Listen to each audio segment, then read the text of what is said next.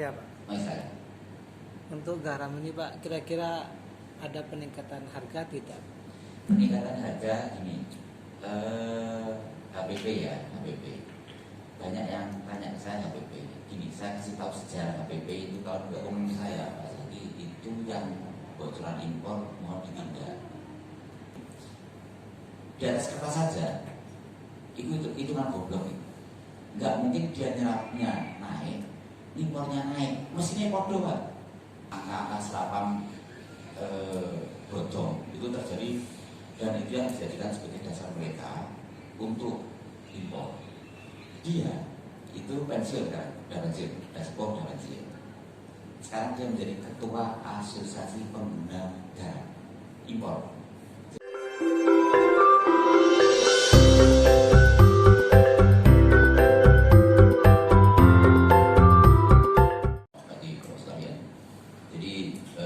Tadi kita lihat itu ada yang belum kenal dengan bapak itu tadi. Kenal ya, itu orang terkenal pada zamannya. Tak kasih tahu semuanya. Saya kenal lagi bosan Pak Arif, kenal. Kalau itu jadi itu Pak Tony Tandu ini dulu direktur di Kementerian Perindustrian. Dia yang menentukan kuota impor, dia yang menentukan siapa dapat impor. Itu orang sangat berpengaruh pada zamannya. Nah, orang percaya takonnya Kang Jaka. Itu bro dengan Jaka. Nggak berani ketok aja Pak. Nggak, makanya nggak berani ketok. Nggak ada di sini. Nanti ketemu dengan mitranya. Nah, dia itu pensiun kan, udah pensiun, udah pensiun. Sekarang dia menjadi ketua asosiasi pengguna garam impor. Jadi impor itu dia yang koordinasikan. Lo bayangin, sampai yang ini, nah dia ketuanya. Dulu dia menjadi musuh bersama Wong KKP, Pak Rianto Basuki, Pak Wirman itu negara dan musuh di meja ini rapat beberapa meja. Nah, dia udah mulai pensiun, nggak tahu dia udah mulai cari dulu khotimah atau gimana. Dia cari saya Pak Zaki, kita bisa ketemu nggak, ngomong-ngomong. Ya mungkin deh dulu orang tua daripada tuanya saja ngomong. Prinsipnya dia ingin bagaimana kita bisa kolaborasi rakyat dengan industri pengolah itu. Karena kan sama ini kan gegeran kan capek ya, mungkin bayangkan saja capek. Nah, terus dia mengusulkan, jadi ini bagaimana nanti penyerapannya biar satu pintu dan sebagainya. Oke Pak, saya sambut. Satu pintu itu saya ngajarin Denen, bukan saya. Satu pintu yang ngajarin dia. Jadi sampai harus mulai belajar husnuzon kalau ngira dengar. Ini mungkin dulu yang ngajarin saya. Saya bikin gudang garam waktu itu, bukan dia yang ngajarin, tapi kita bikin inisiasi kita. Tapi dia yang bilang, Pak Zaki bagus, Pak Zaki bikin gudang garam. Itu untuk satu pintu data penyerapan. Itu yang hasil dia. Nah dari situ malah saya menyurat ke Kemenperin. Nanti penyerapan harus satu pintu melalui gudang. Itu dia senang. Meski pada prakteknya yang menyerap itu ambil dari petambak garam, terus distempel di koperasi. Itu no problem. Karena kan gudang juga nggak bisa menyediakan semuanya, cuma orang hutan kan nggak worth it. Tapi mesti ada penyimpangan. Orang-orang yang nyerap tadi tanda tangannya nengone petambak, nyi ambilnya 2.000, tanda tangannya 5.000 ton. Ya harus distempel sama DGM. Itu terjadi satu. Tapi nggak apa-apa, ini proses. Ini juga nanti akan saya sampaikan ke Pak Tony. Ini seperti ini perilaku anggota sampean. Kita juga harus memperbaiki diri, Pak. Bahwa kita juga jangan bisa dibeli, karena bisa jadi seperti itu. Pokoknya santan aja. Bisa jadi seperti itu, Pak. Bisa jadi sama juga diiming duit, percaya orang. Karena itu dulu pernah terjadi seperti itu. Angka-angka serapam bodong itu terjadi, dan itu yang dijadikan sebagai dasar mereka untuk impor. Kasih tahu. Jadi mereka impor itu biasanya ada penyerapan. Saya nggak bisa ngomong ketika mereka kasih bukti itu dokumen penyerapannya, ada tanda tangannya, ada. Saya tidak bisa apa. Memang dia nyerap, ada lampirannya. Tapi bahwa lampiran ini bodong apa enggak bodong, saya kan belum langsung proses ke lapangan, enggak satu-satu Pak. 1 juta ton saya Indonesia. Kan bener lah ngecek saja. Itu yang terjadi. Nah, makanya saya kurangi upaya penyimpangan ini dengan cara bikin aplikasi. Mono. Kemarin itu diajari, meskipun belum kamu semua ya. Nanti kita cari sampai paham. Saya siap jadi satu. Oke. Sama foto itu. Iya, sama. Makanya sama tadi nggak boleh saya suruh ngomong udah soalnya seperti itu nih. Saya tahu penyerapan bodong itu terjadi iya, bodong terjadi. Penyerapan bodong terjadi iya, terus ditambahi dengan serapannya kontrak itu tukune 500 baru didege, itu tidak terjadi. Saya bilang itu cuma ini harus kita perbaiki. Saya bagian ngomong lah ke mereka, tapi kita juga perbaiki juga di internal ketika internalnya kita pakainya apa tadi, tak ada aplikasi, tak kenake alamat penyerapan. Dulu sebelum ada GGN, mereka selalu bilang saya nyerapnya di mana Pak? Gudang garam apa ambruk itu salah di basis serapan. Banyak seperti itu. Kita GGN itu bukan untuk nyetok garam sak Indonesia, oh enggak, itu hanya untuk address alamat manajemen stok petambak garam di situ. Jadi negara nyerap yang kono alamatnya kok, sampai nyerapnya di mana monggo, tapi stempelnya di situ.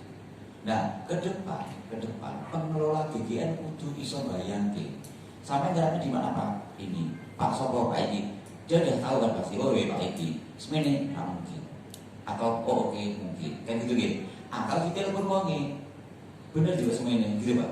Oke. Itu yang untuk mengurangi resiko penyimpangan atau penyerapan bodong tadi. Itu kenapa saya minta penyerapan kudu di-legalize, di-stempel, ditandatangan koperasi yang mengolah GGN terdekat. Karena bayangan saya pengolah GGN ini mesti kenal ke siapa dia nyerapnya kan gitu. Makanya langsung konfirmasi di tempat. Di mana orangnya? Benar ngambil segini? Iya. Meski saya juga paham, bisa jadi saya ini harus diketik. Kalau aku ngomong semuanya ya oke, bisa jadi seperti itu, saya juga paham. Pasti akan jadi seperti itu. Makanya kita harus pandai-pandai mendekati masyarakat, mengelola barang-barang. Karena begini Pak, bodongnya dokumen ini dipakai mereka untuk kuota impor. Kalau sama tahu, 2019 impornya kuotanya 2,6,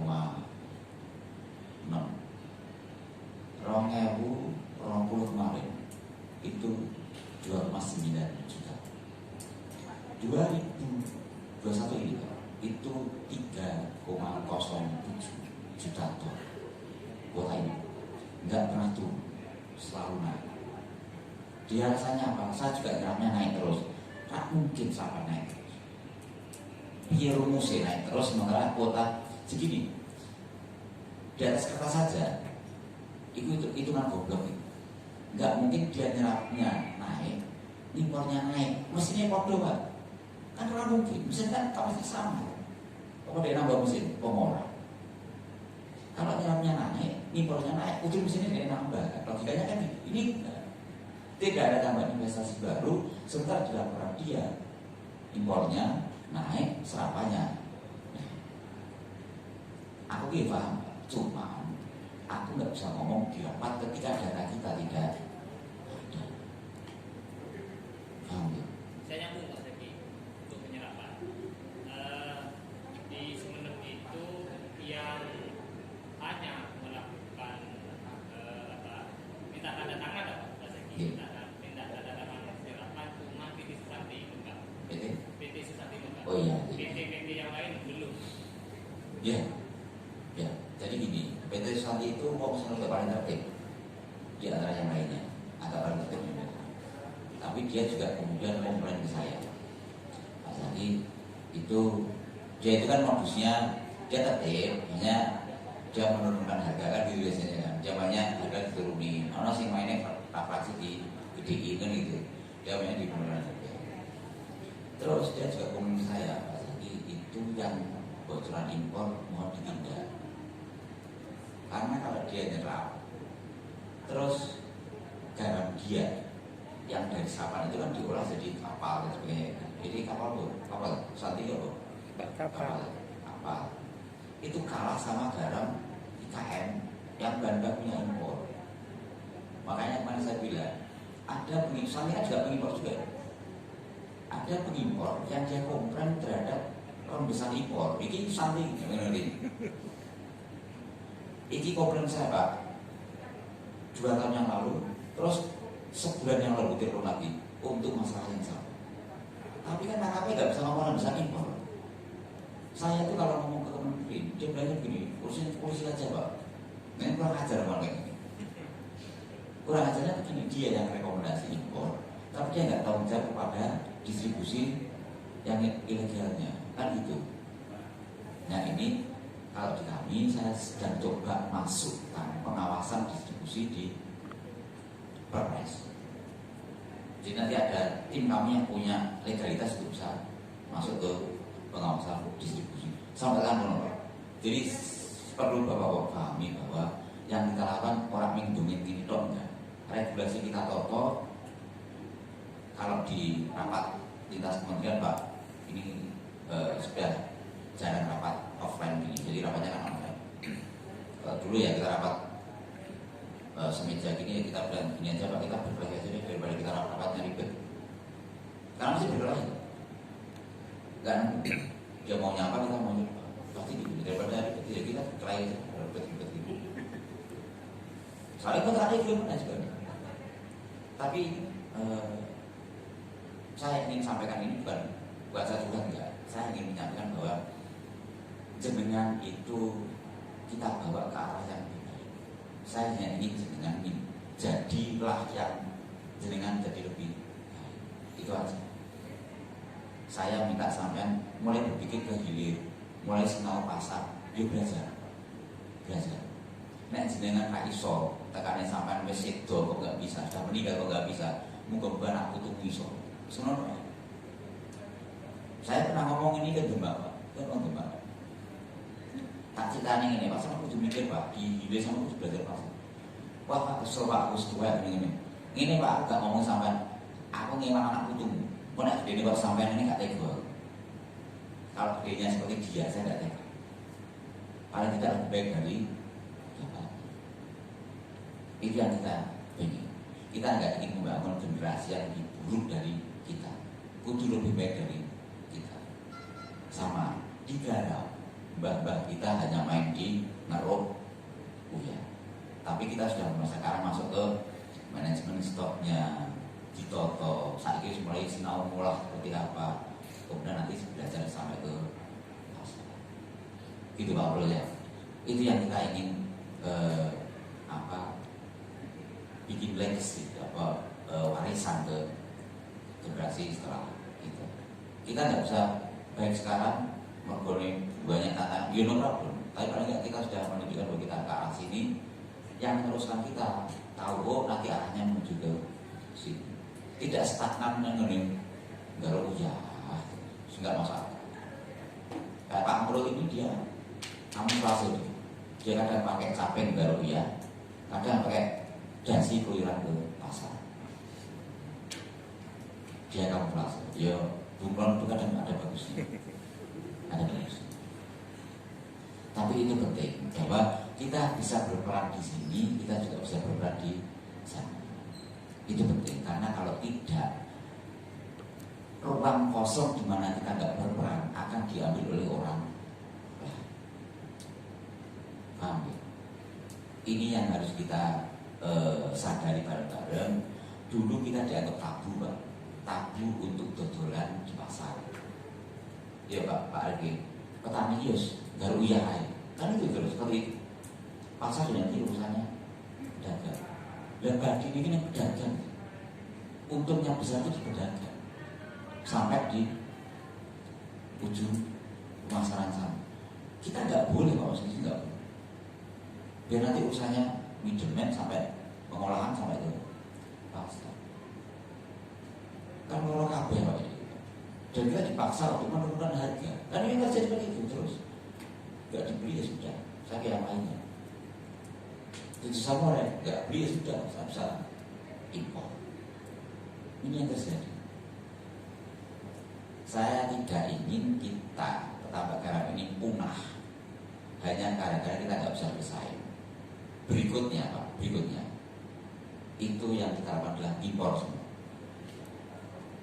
Saya kasih tahu ya, porsi impor kita, tak kasih tahu. Total kebutuhan saya Indonesia 5 juta.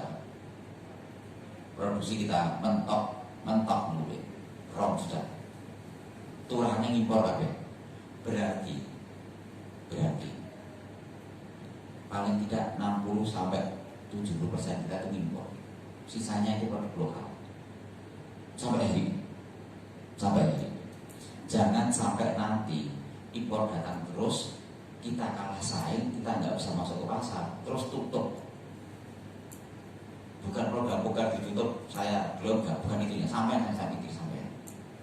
Ketika program ditutup Pak, mesti impor kabeh. Besok. Ketika itu impor kabeh, itu harga kompetitif. Tapi terus petambak domestik. Apalagi pemedulu. Sing ngimpi pasti kerepotan. Kulturnya udah garam Pak. Kalau mau pati sih iso mikir ganteng gitu pas. Nah, kalau dia enggak pas hujan ya hujan ya. Enggak nih, panas bilu dari apa? Dan ini bisa terjadi. Saya kasih tahu ya, garam harus masuk ke Perak sini itu Rp1.000. Garam halus Pak, sama itu garam packing. Kasih tahu, suka Cino dari sini. Garam itu saja yang masuk itu bikin 7 samurai kelabaran. Karena kalau itu masuk, 7 samurai itu tutup lagi. Tutup ya. Tapi kalau 7 samurai tutup, sampai yang beli siapa juga. Kan gitu loh. Itu terjadi. Itu pernah masuk. Garam halus Cino. Itu CIF itu pelabuhan, itu Rp1.000 dari sini. Tapi sekali tok masuk terus langsung didemo itu, nggak boleh masuk. Itu sebenarnya bukan mau apa. Yang impor itu Unilever. Jadi itu pengguna langsung. Yang impor itu pengguna langsung. Unilever, Indofood. Itu kan kalau telepon kan sudah bisa langsung masuk selesai itu seharusnya. Nggak perlu diuruskan sama industri pengolahan. Ngapain? Ngomong cara mereka pangan dan sebagainya. Nggak perlu. Itu tutup aja. Telepon aja langsung dari sini, langsung masuk. Selesai. Dia jual berapa? Anda pangan 2.000. Itu 1.000 sekarang Indonesia. Hakim dan datang, Assalamualaikum sudah itu sama. Dan anak cucunya itu sama. Terjadi. Sentitas apa saja? Sentitas 7 samurai itu mengaku sama bayar. Dia itu pusing pun cerita saya. Badan ini urusan sopo. Tapi ya kalau aku tidak tahu tempat sampah gitu, itu kabeh. Ya sama ya. Tapi dari saya tahu Pak. Jadi kok samurai itu ya wedi juga sama impor. Itu benar saja. Mereka takut juga dengan impor. Karena ada kompetisi yang nggak sehat juga. Makanya kemarin ketika Pak Menteri Perindustrian bilang akan ada impor langsung ke penggunaan gitu ya. Itu samurai itu masih yang kayak duluan. Begitu itu impor beneran, tutup itu semua. Tak jamin tutup itu. Besok orang nanti. Tapi yang masuk itu garam 97 ke atas. Sudah sesuai dengan SNI 8207 yang ada lapangan itu. Kenapa kok murah Pak? Di Cinanya sana itu energi itu turah-turah. Energi itu lebih di sana. Listrik itu murah banget. Dia nyedot air laut, diolah langsung jadi garam 97 juta. Selesai Pak, dan sebenarnya good order. Coba, kalau itu turun yang ada pelabuhan Makassar, nggak salah tutup. Kan nggak pasti. Nggak mungkin, saya mau piak sudah sampai sana. Sampai tinggal beli hidup, packing masuk ke pasar. Enggak perlu sampai itu terjadi. Dan ini kita coba batasi seperti ini.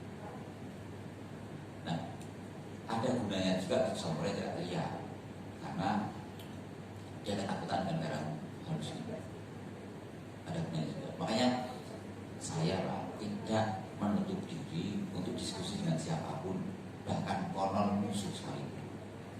Tadi Pak Tony Tanduk itu, saya sudah bayangkan itu dulu musuh paling besarnya KKP Pak. Kalau misalnya tak kalau Mbak itu ya. Wah kan misalnya kalau Pak Tony itu pada kalau saya kira-kira ketemu Iblis, kira-kira ya Pak. Kan musuhan. Tapi dia sekarang enggak. Dia bodoh. Di KKP itu dia hanya ngomong-ngomongnya sama saya. Rapat kalau dirjen itu Pak, iya Pak, nanti saya buat telepon Pak saya. Orang yang dirjen enggak menolak. Tapi dari situ saya dapat info banyak. Infonya untuk apa? Ini dengan semuanya biar sampai tahu posisi. Sehingga harus berbuat seperti apa. Kalau sampai musuh sampai berusaha gelutan terus Pak, sampai nggak tahu kelemahan musuhnya di mana. Musuh ini tidak dulu Pak, tidak dulu di luar, tapi di sini tidak makan bareng. Suguhi kopi, coba isi tidak. So, jangan ngomong bareng-bareng. Kita dapat sesuatu dari dia, itu urusan kita seperti apa nanti. Seperti tadi, Pak Tony dia bilang mau gini. Oke, nanti kita siapkan, tapi saya juga akan seperti ini. Gitu. Bukan kita manut sama sekali dengan dia, tidak. Kita juga tetap punya strategi tadi. Harus. Bukan terus dia ngomong apa kita iyain, enggak juga. Kita iyain pada yang kita bisa, tapi kita juga punya agenda sendiri, itu wajib. Karena kita punya kemaslahatan yang berbeda dengan masalahnya dia. Masalah dia boleh keuntungan sebesarnya untuk industri pengolahan. Masalah kita ngobani petambak sangat itu nih Jemara sampai kiamat kan ngono sih. Paham ya? Agendanya nggak sama, tapi agenda ini harus digabungkan dengan informasi yang ada di sekitar kita. Itu strateginya seperti itu. Belum. Jadi kalau boleh saya saran melihat yang tadi itu teman-teman di sains itu kita harus punya kayak lawyer begitu Pak.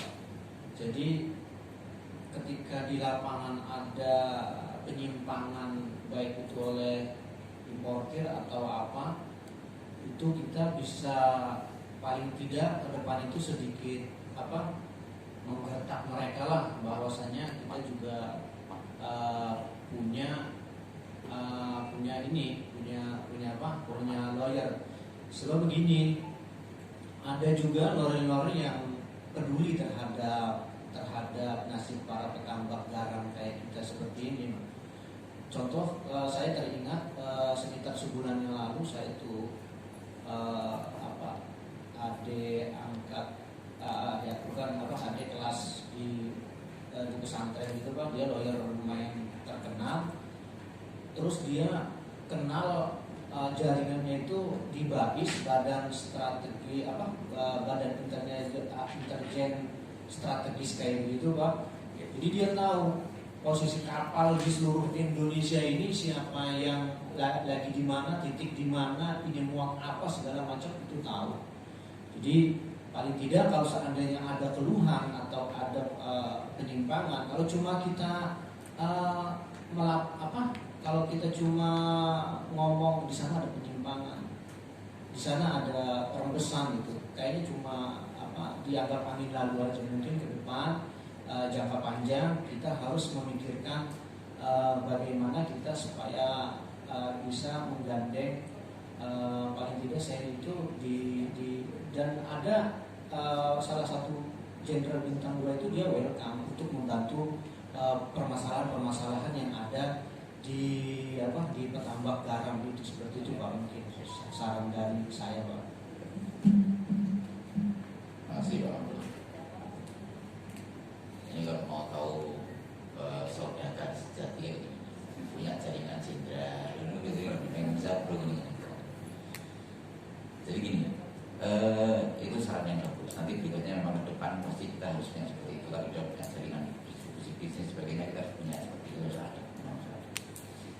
Tapi saya kasih tahu juga bahwa di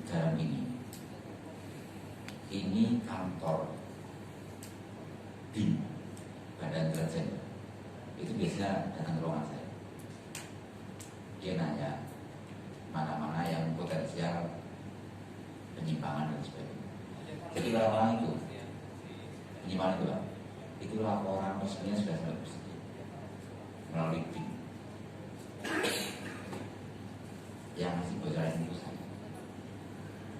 Maksudnya nanti di sini Pak, nanti laporan seperti ini. Bahkan sama nggak tahu kan, di Rotendau di ujung sana itu ada pabrik Cina. Itu nyedot air laut keluar garam. Gak izin. Sudah produksi. Bayangin apa? Nah Rotendau itu BIN masuk ke sana. Rotendau, itu orang sekolah peta itu. Rotendau ini di NTT masuk ono. Itu ada seperti itu ada. Jadi saya dapat info dari Intelijen. Terus saya yang memfasilitasi mereka untuk masuk ke sana. Saya dapat info, kemudian bikin laporan. Biasanya laporannya saya dikasih tahu, atau malah kadang saya mendiktekan laporannya. Jadi gitu, akrab dengan saya. Akrab. Biasanya juga Intel Polri juga ke ruangan saya juga. Jadi sebenarnya jaringan ini kita punya, tapi saya kan nggak mau memanfaatkan ini untuk yang seperti itu. Justru saya ingin ini saya dapat info, kemudian bagaimana ini kita bisa manfaatkan untuk kita bisa besar. Maksudnya besar seperti ini. Info ini saya akan tahu berarti, oh sana ada potensial nabrak saya lewat sana. Oh ini potensial nabrak saya lewat sana. Oh ini seperti ini. Nah, saya tahu info ini semua. Makanya di Garap itu mohon maaf saya agak tahu detail karena infonya bukan hanya ngomong bulu dong, tapi sampai yang seperti itu saya juga tahu. Masuk ke kita juga. Termasuk tadi 7 sampai komplainnya saya itu juga mereka cerita sendiri ke saya. Jadi saya tahu detail berapa harga masuk ke pelabuhan, digotong ke gudang mereka, garam India berapa, garam Australia berapa, garam Cina berapa, bentuknya seperti apa, asa himas itu impornya berapa persen Cina, berapa persen India, berapa persen India, berapa persen Australia. Itu saya tahu. Ya jadi mereka disingkat, dan saya nanya, mereka cerita sendiri. Karena apa? Mereka terganggu juga. Saya nggak tahu mereka terganggu kalau laporan yang aku kan ini bingung ya. Tapi ya kalau kamu pengen cerita ya tak ngomong. Tapi itu yang terjadi. Maksudnya saya cerita ini biar sampai tahu dunia garam itu tidak sesimpel garuyah atau ruyah tidak. Tapi sampai seperti itu. Tapi yang ribetnya ini tak coba tak beri dengan ceng pengen. Terus kawan aku jujur di balas ini dilirik dikelola. Makanya kenapa tadi saya sampai bilang kemarin saya bilang ini bikin pusat. Ini yang paling aman sampai saat ini bisa masuk ke pasar. Itu aja. Karena apa? Saya tahu Pak. Dengan normal yang belum ini tadi garam. Bikin garamnya dia yang sedikit itu di stikerin Muslimat NU. Iya Bu ya. Iya. Enggak apa. Oh itu ya. Ini yang rewangi saya Bu. Ini yang rewangi saya. Yang bantu fasilitasi kita. Cuman terus jadinya kita nggak bisa jualan sendiri. Tapi kalau kita sudah ada merek NU, itu nanti kita ganti. Kau mesti mati tak ngomong. Kau tak telepon, kau mesti mati. Kau itu budi. Jadi nanti prinsipnya begini Pak. Prinsipnya adalah info-info ini saya akan upayakan agar itu optimal untuk panjenengan semua. Jadi strategi itu insya Allah itu setelah kita banyak pertimbangan berbagai hal. Bukan saya ambil enggak. Banyak pertimbangan. Karena info yang masuk ke saya tidak hanya dari satu sumber. Ya itu maksudnya tadi bikin kenapa harus rusak, kenapa kita harus sampai ke hilir. Saya tahu bahwa ini akan berisiko kegelutan kalau sumber itu. Saya tahu berisiko. Tapi risiko ini saya minimalisir dengan cara saya nanti akan bikin aturan maksimal garam konsumsi 97%. Itu kan bikin segmentasi pasar. Nah nanti mereka harus berjualan yang di sumber itu jualannya mana. Nanti saya akan sampaikan bahwa mereka masuk saja di aneka pangan. Saya masuk di garam pasar. Meski di aneka pangan juga saya sudah siapkan pabriknya. Ini rumusannya banyak Pak. Tapi kalau saya ceritakan sampai semuanya langsung sama musik. Mending sampai yang urut ini aja. SN ini dibaraskan, kemudian nanti pasarnya dikelola. Kepala dinasnya tidak cakupan bareng-bareng. Intinya dia nanti dia bisa bikin regulasi bahwa pasar lokal harus dikelola di lokal daerah situ. Soalnya kalau tidak, profit banknya keluar dari situ. Nah orang ekonomi lokal tidak bisa tumbuh. Kayak Serang itu over demand, kebutuhannya besar, produksinya cuma nggak banyak. Yang masuk dari luar masuk semua. Sementara dia potensi untuk bisa bikin garam, kan gitu nih. Tapi masuk ke sana semua garam dari luar. Saya berkembang bukan petambahnya, tapi apa tradernya, pedagangnya, kan gitu. Pokoknya kalau semakin banyak kebutuhannya pasti yang datang pedagang. Kalau daerah di mana banyak produsennya itu yang datang petambak, kan gitu. Nah Madura banyak petambaknya. Jakarta nggak ada produksinya berarti banyak pedagang kan gitu aja. Tapi bagaimana porsi ini bisa kita kelola bareng-bareng gitu ya. Saya kira demikian. Ini mana? Oh sudah, ini acara terakhir. Saya ngomongnya acara terakhir ternyata, sesi terakhir. Jadi ada lagi yang ingin disampaikan. Kalau sudah ya nanti pulangnya mau mampir ke muter-muter sini atau mana monggo, karena saya sudah muter-muter tadi malam. Jadi mananya? Iya Pak. Mau saya. Untuk garam ini Pak, kira-kira ada peningkatan harga tidak? Peningkatan harga ini HPP ya, HPP. Banyak yang tanya ke saya HPP. Gini, saya kasih tahu sejarah HPP itu tahun 2013 itu pernah ada HPP 550 K2, 750 K1 ya, waktu itu. Melapor, tidak jalan. Saya nggak bikin zaman putus asa dan saya aja sih, zaman Pak Victor. Karena saya tahu teman-teman di Madura semuanya menuntut HPP ya. Karena teman-teman di Madura itu Pak itu terbiasa dengan harga HPP skop Belanda waktu itu. Jika ini harga patokan, memang iya. Harga patokan memang iya. Tapi di era globalisasi ini Pak, di mana garam tidak hanya ada di Madura, maka yang terjadi adalah market price, harga pasar. Di mana ada oversupply pasti harga kan turun, itu rumus Pak, rumus. Itu rumus. Sampai mau minta, saya sudah usulkan harga di Kemendak itu 1.800, 550 K1, K2, K3 sudah September 2019 sudah. Tapi di yang besar Menko ini tidak bisa bergerak apa-apa karena dia dituntut ketika ada harga ini sing tuku sopo yang bisa. Waktu itu zaman Belanda yang beli Belanda, negara waktu itu yang beli. Karena dia menetapkan harga. Lalu sekarang yang mau beli siapa? Banyak kan yang beli. Sebelum saya tadi zoom sama Pak Tony tadi, itu saya zoom dengan dilutnya PT Garam. Saya zoom dengan dia. Kalau dia diminta untuk menyerap semua seperti itu, Pak, enggak ada duit. Apalagi di pasar dengan harga yang tadi 1.800. Kalau harga 1.800 kan pasti sama senang kan, harganya segitu kan. Tapi tidak jalan Pak. Saya nggak tega HPP ini malah jadi PHP bagi sampean. Saya yang KTP itu makanya kenapa saya Nyon saya memaksa sampai mendorong dari hulu sampai ke pasar. Itu biar duit ini dia sampai nikmati sampai ke pasar. Karena kalau tidak, sama dia jualnya di harga yang bahan baku terus tadi berapa? 300, 400 cuma segitu sampai hari ini kan seperti itu. Memang harus diolah dan masuk ke pasar. Itu mau nggak mau.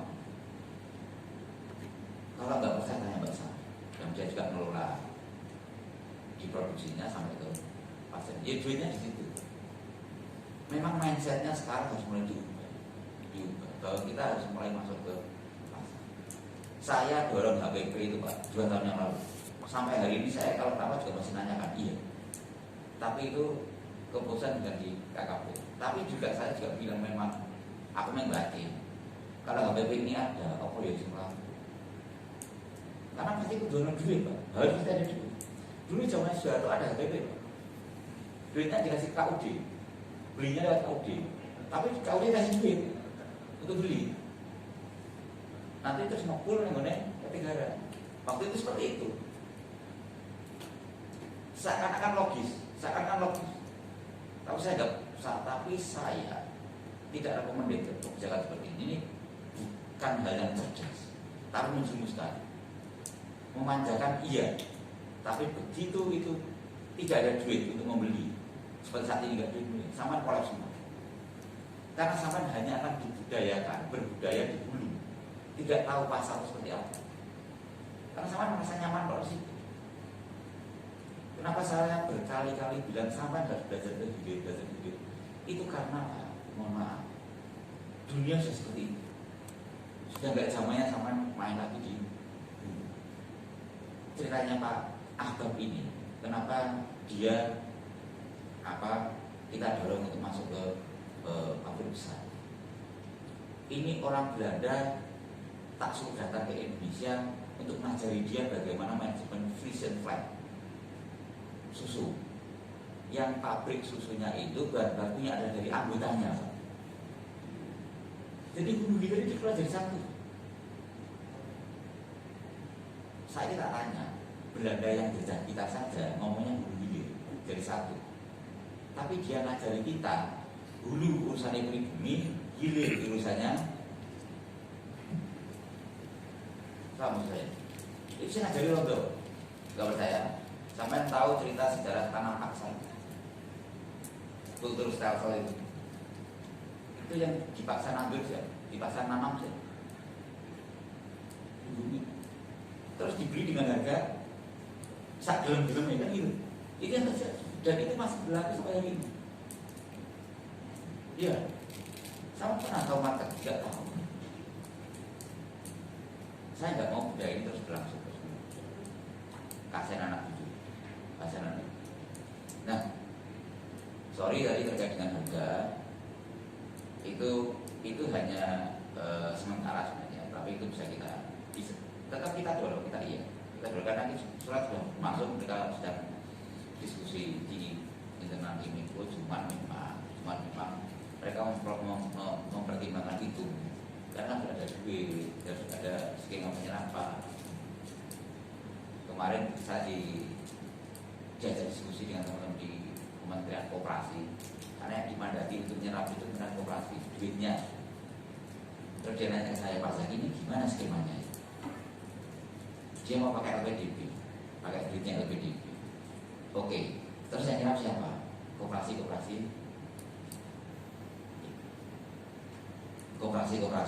pengelola gudang. Kalau sampai ngutangi koperasi, ngutangi Pak Arif dari LPDP 40% itu misalnya untuk menyerap garam rakyat, yo iso. Pertanyaannya Pak Arif balik ke duitnya nggak bocor apa? Mau daerah semua kan gitu problemnya.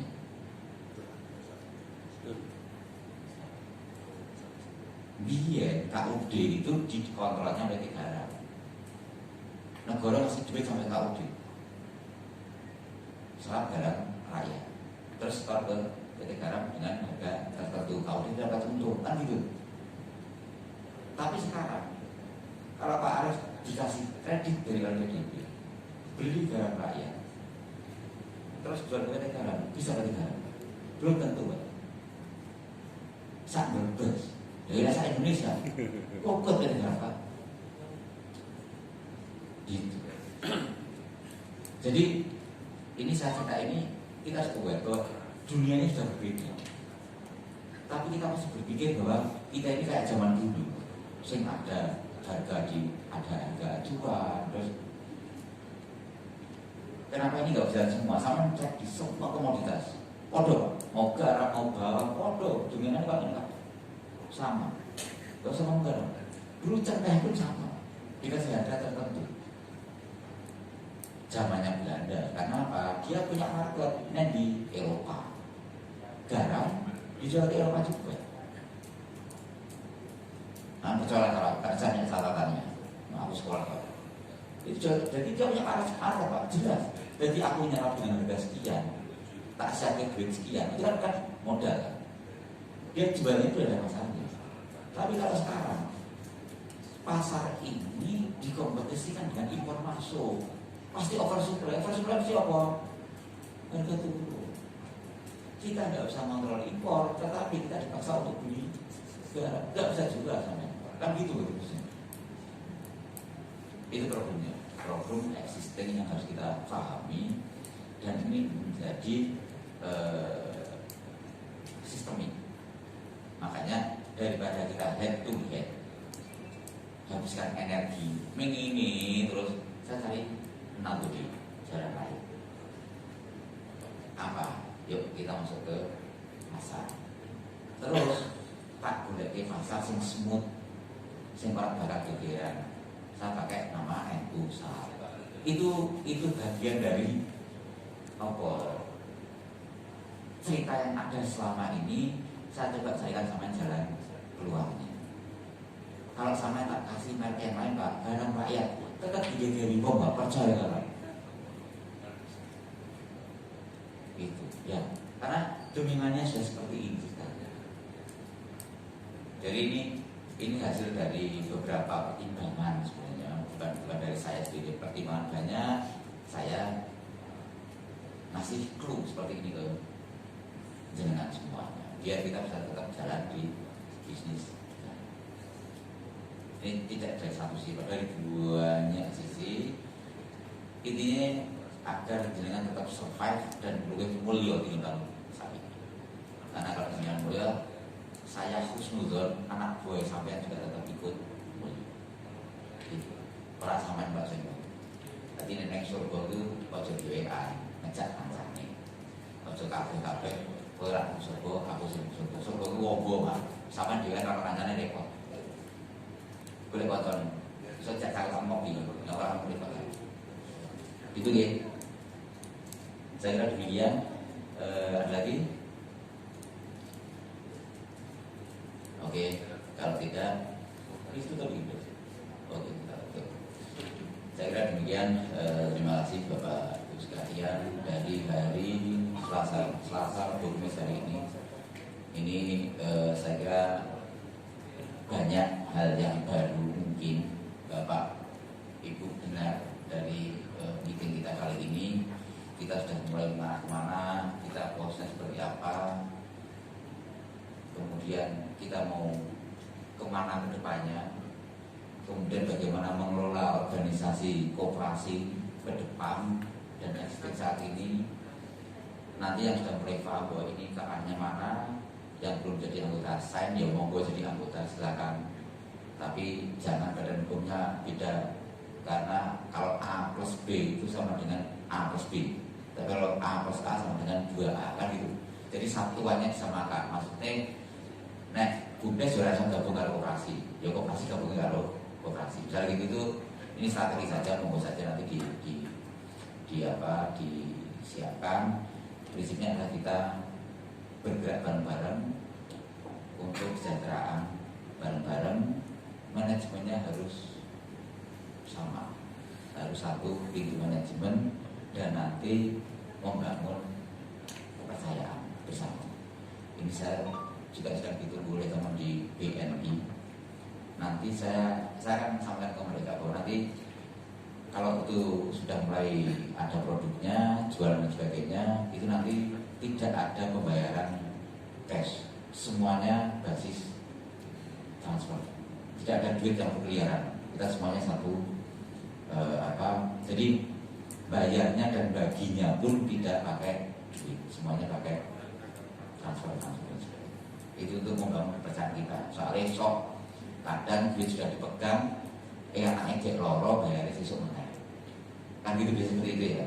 Kemudian, aduh, cek pasarnya kalau duit anaknya cek loro dibayarin untuk duit sing setoran. Ini akan mengganggu, bukan duitnya bukan, tapi mengganggu trust, mengganggu kepercayaan.